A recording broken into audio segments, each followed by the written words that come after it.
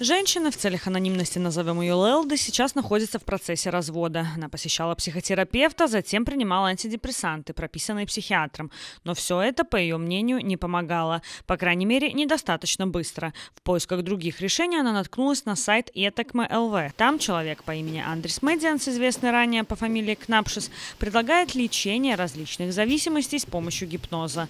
Лелда записалась к нему на прием. На сайте указано, для преодоления зависимости требуется 2 визита, общей стоимостью 265 евро.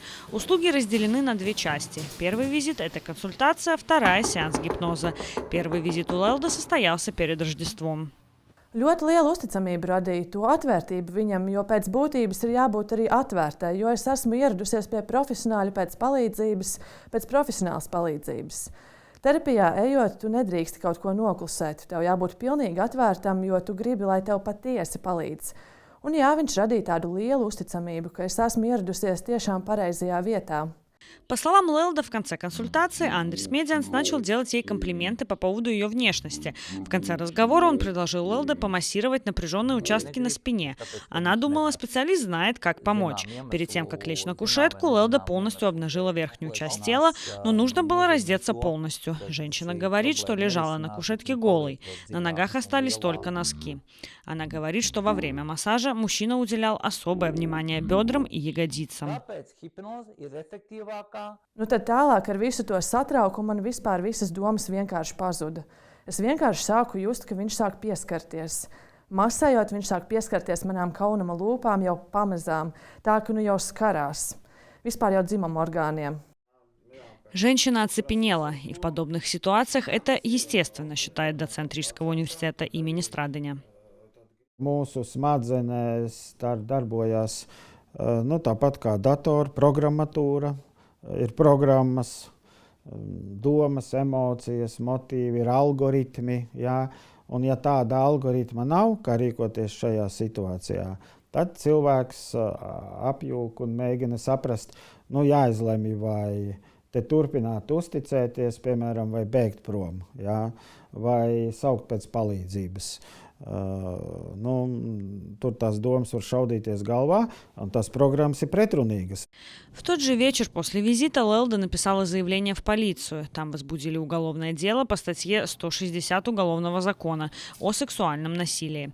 Тут нужно добавить, что визит Лелда проходил в кабинете без свидетелей, поэтому независимо проверить это невозможно. Обстоятельства будет выяснять полиция, используя специальные методы расследования. Сам Медианс на очное интервью не согласился. Его также не удалось застать в кабинете в Старой Риге. Однако в телефонном разговоре он отрицает и то, что когда-либо без согласия прикасался к какой-либо женщине, и то, что в его услуги входит массаж. Es nevaru komentēt šādu lietu, jo pirmkārt ir tas, ka es neko tādu nedaru. Un cilvēki, kas nāk, viņi dabū man atbalstu un palīdzību. Citiem es varu palīdzēt, citiem es nevaru palīdzēt. Ja kāds saka, ka kaut kas ir noticis, kaut kas pieskāries, tad tās ir galīgas nepatiesība. Es pat gribētu teikt mānīšanās.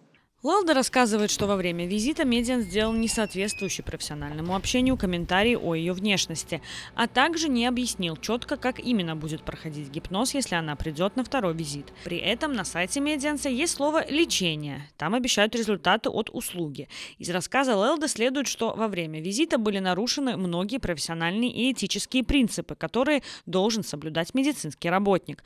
Но именно в этом и есть основная проблема. Он таковым не является. В реестре медицинских работников имени Медианса нет. Из этого следует, что у него нет никаких оснований при рекламе своих услуг использовать слово «лечение» или заниматься гипнозом. Ja tikko tiek pieminēts vārds ārstēšana, tas uzreiz jau nosaka zināmas prasības. Ja ir ārstēšana, tad mums ir pacients.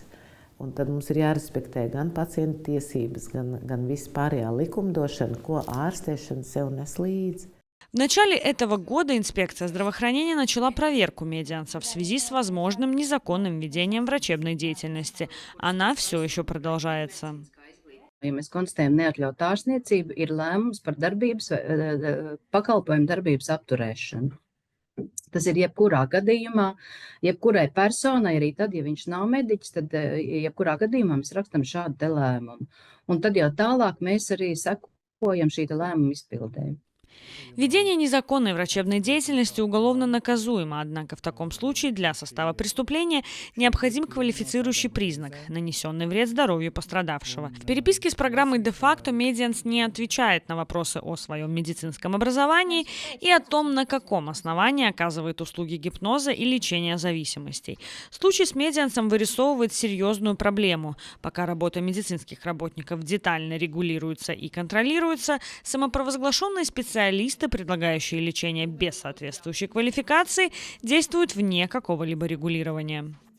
Mēs pat nevaram attiecināt ne ētikas, ne šīs labās prakses vai kvalitīvas ārstniecības standartus, jo patiesībā tiek veikta ārstniecība, kas ir neatļauta, kas varētu būt arī nepieļauta, jo nav jau izieti ne izglītības pakāpes, ne arī iegūtas šīs certifikācijas, ne vispār statusa. Un Veselības inspekcija mums kontrolē visas iestādes, kur šis status jau ir iegūts. Šī persona, kas ir jau šo darbu izdarījusi, savukārt tās personas, kas izvēlās iet negodīgo ceļu, viņas paliek ēnas zonā. Психиатр Лена Сила предлагает 3 решения. Во-первых, инспекции здравоохранения следует более активно следить за людьми, работающими в этой сомнительной сфере. Во-вторых, полиция должна оценивать, есть ли в подобных случаях признаки мошенничества.